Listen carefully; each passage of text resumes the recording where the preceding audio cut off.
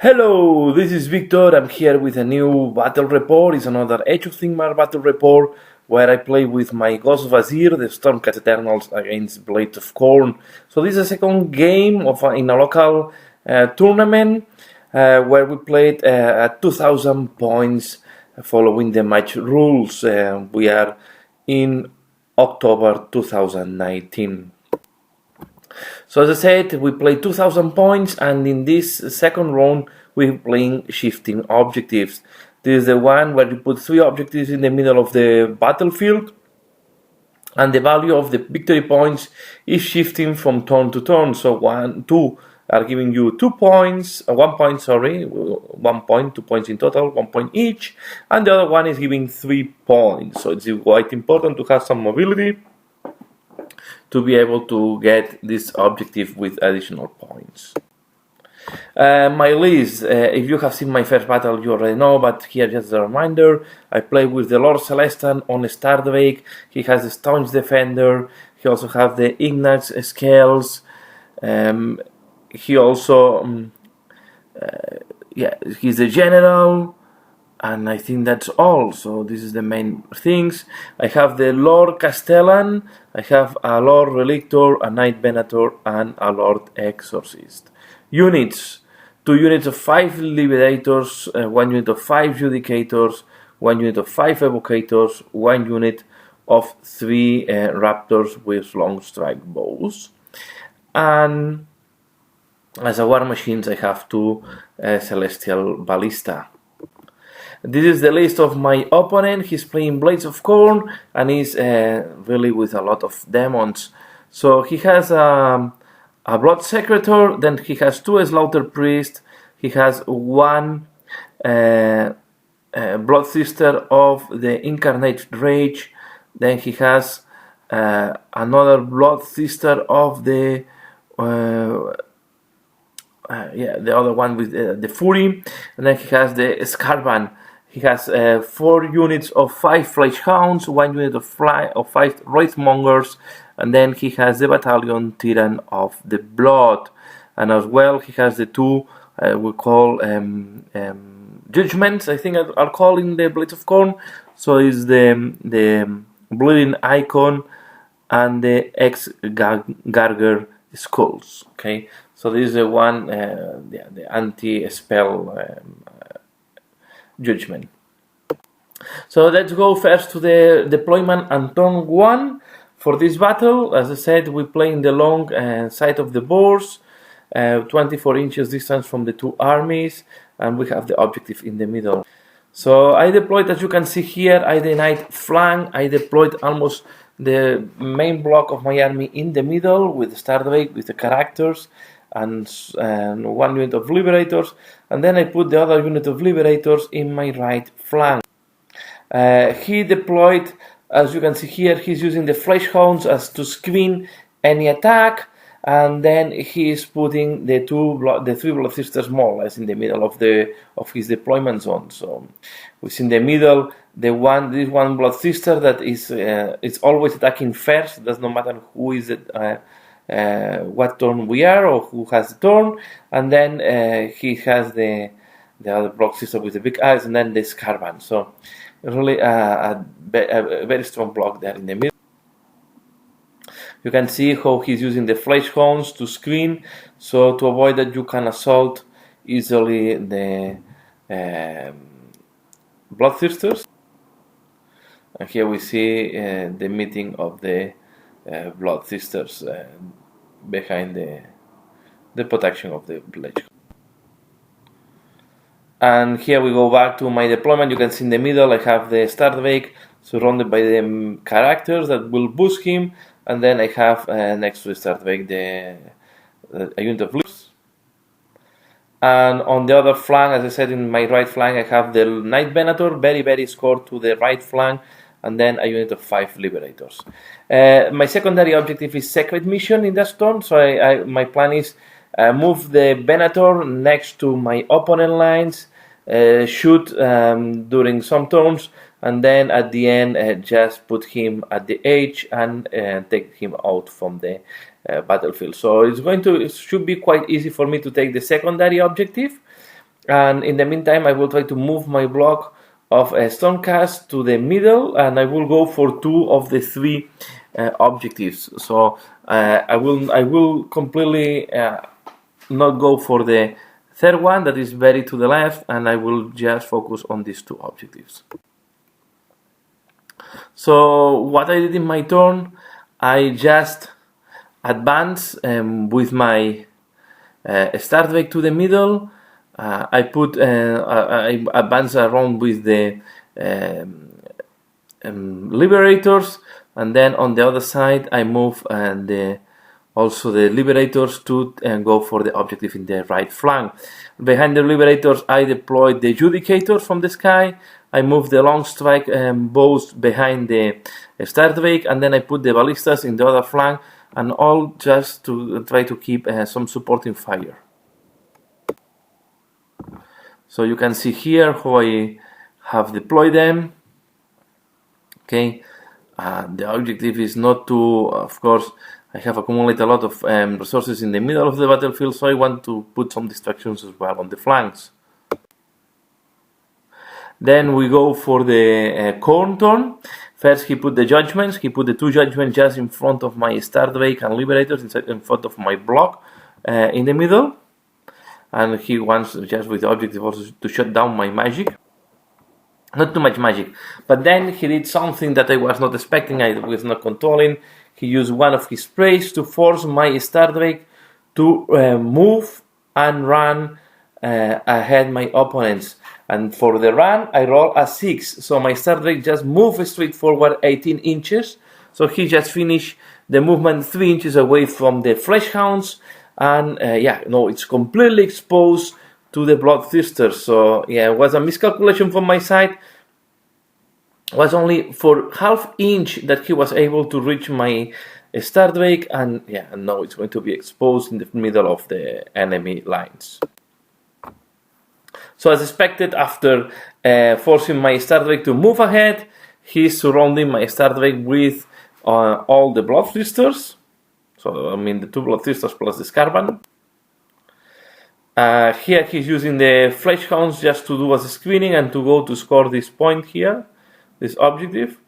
So, and after the combat, you can see here there is a big hole. Yeah, the Stardvake, even with all the buff, having 1+ and rolling ones, and even with the 4+ against mortal wounds, is not able to resist attacks of 3 Bloodthirsters. I have to say that I survived the attack of 2 Bloodthirsters, but Scarban just finished him.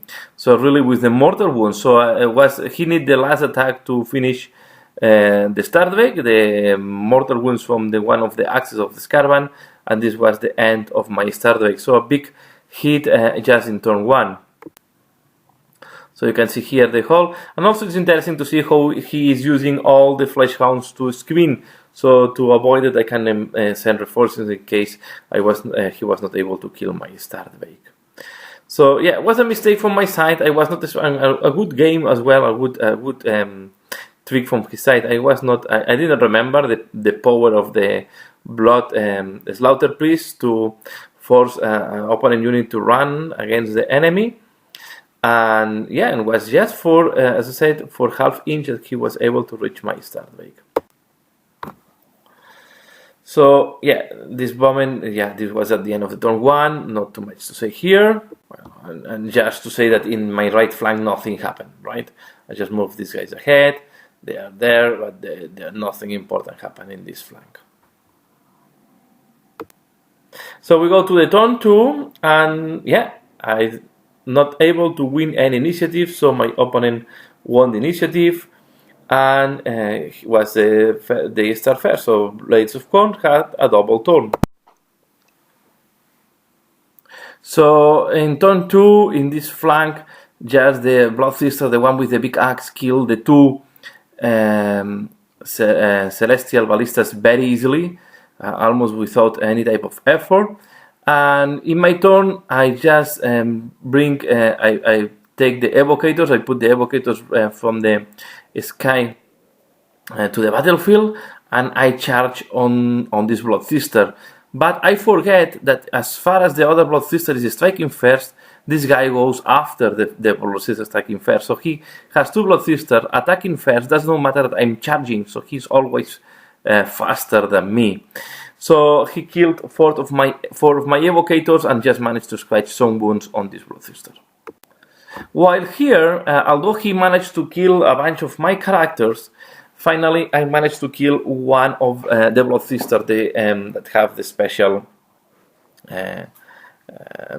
artifact. Okay, so just with the wounds I managed to, between the shooting, the shooting of the long strike bows, plus the shooting of the Judicators, plus some mortal wounds that I did with my Lord Relictor, and then the attacks of the Lord Exorcist, and together with the Castellan, I managed to scratch wounds, and I killed the Bloodthirster that you see here in the picture. So in the middle, I have all my army completely decimated, right? I only have a bunch of, I think, one character, and the long strike bows. The Liberators were killed at the end. The Liberators were in fight with the Wraithmongers, and they were doing quite well. But as soon as the Bloodthirsters will close the gap, they are going to be done. And as well, you can see here how he was protecting his backwards, so he was concerned about my evocators charging his rear guard. So he just put the Flesh-Hounds to avoid that I can charge Scarban with my evocators. Although for this army, the first Bloodthirster you have to kill is the one with the slash. So at the end of the turn 2, I have lost the Star Drake, I have lost the Lord Castellan. I think my only surviving character at this point is the Lord Exorcist, the Knight Venator that is completely in one of the flanks, and I have some Liberators, the long strike bows, so I have the 2 units of Liberators, the long strike bows, and the Judicators. So this is all my surviving army. So we go now to turn 3. So this guy with the big axe just charge, and when rolling 2 wound, he made mortal wounds to all the units around, killing all them in just one strike. I think he did 8 mortal wounds around, right? He made 8 mortal wounds on all the units around, killing the long strike bows, so the Raptors, killing the Liberators, killing everything. So this guy is a killing machine. He was quite lucky rolling 2 6s, that means 8 mortal wounds on top of the regular damage. So, of course, he was moving first, so I was not able to do more shooting. He won the initiative again, so I just put, I just was to score there the points of the Liberators, and I just moved my Judicators farther. So this was really the end of the turn 3. And I only have at the end of the turn 3 one unit of Liberators and the unit of Judicators. My Knight Venator just jumped out of the battlefield to grab the secondary objective before I have any risk that the Flesh-Hounds or any other unit can engage him in close combat, and then end up losing everything. So as you can see, this was no striking back